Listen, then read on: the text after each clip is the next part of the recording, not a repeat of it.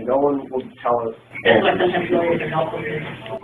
Well, this. I'm going to get off the bench. We're innocent. All right, February 18th, sir. If we're innocent, February 18th, we should not have to.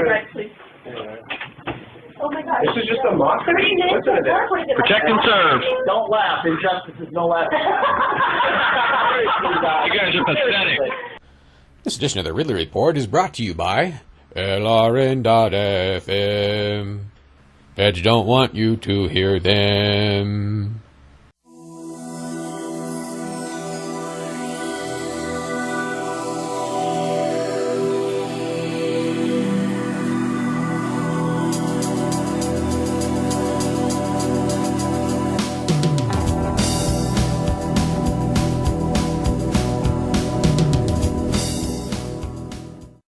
We were there with over 20 people. A lot of us actually had T-shirts because I guess Ademo and Pete made up some. Those were great. I think Clyde actually made those. Mm-hmm. No victim, no crime. Right, and it actually, no victim, no crime, and like this bloody font for some reason on the front of the shirt, and then on the back, Liberty on Tour. It was black, not red, bloody. Right, it was black on yellow, basically. So we were there at the court, big success. Of course, it wasn't a successful day for Ademo and Pete, who were continued to a later date.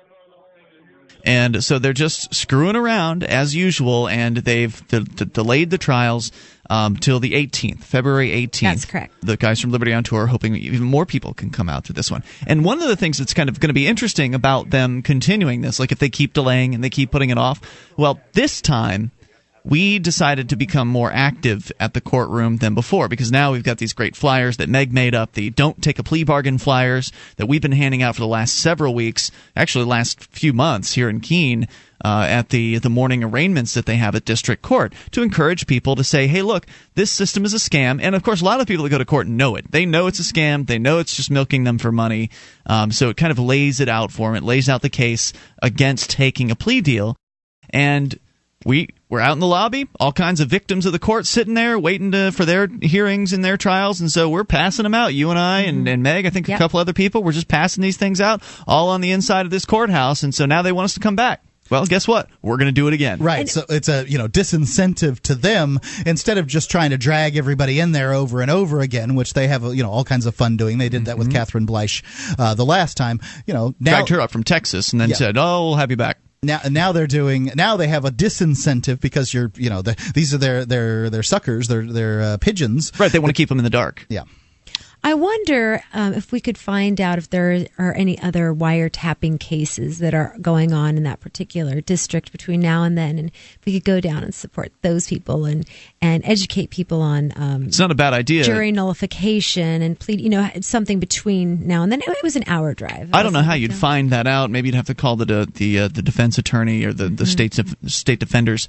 That might be a way to figure that out. And at one point, actually, and by the way, I forgot to mention, you can see the video of this. The audio's not so great, but you can hear a good portion of it.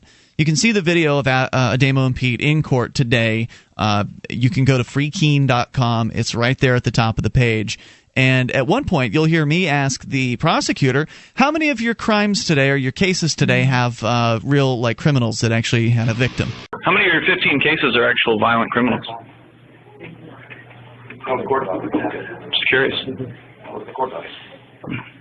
At least 5. Do you guys think that at least 5, a whole third that we're in? You guys, the state has acted correctly so far against us. We were filming public officials in the course of their duty.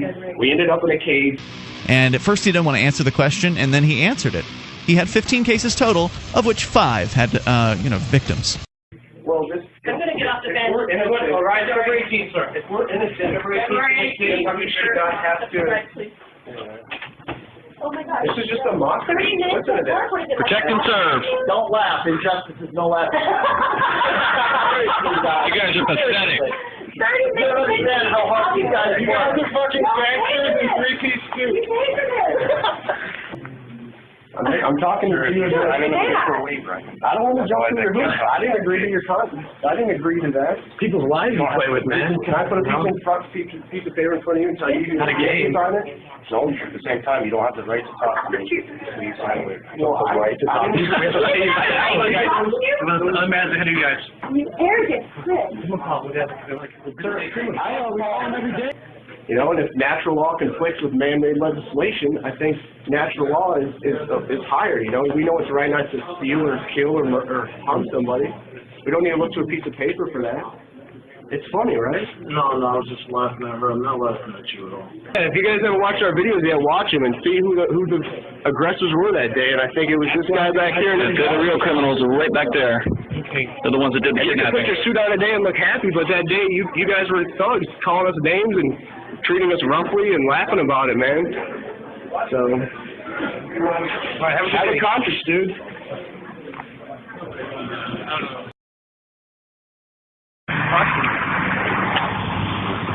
No, can't do that. Federal agents on the streets of Keene, New Hampshire. They're investigating reports of an unlicensed radio station said to be broadcasting LRN.FM. So why all the fuss? What is LRN.FM?